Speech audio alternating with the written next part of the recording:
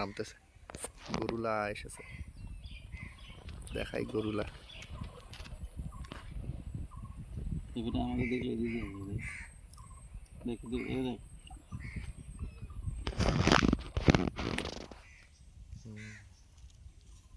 দেখ দেখবে ডাইরেকশনটা কে কোন দিকে দিচ্ছে।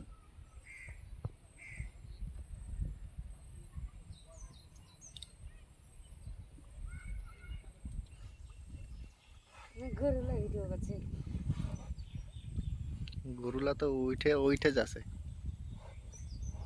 ওই দিক দিয়ে উঠবে, স্রোত আছে না। ছাড়া আর উঠে না। ওরা আবার কি করবে, ওদেরকে সাঁতারের যন্ত্র নেই, কিছু নাই,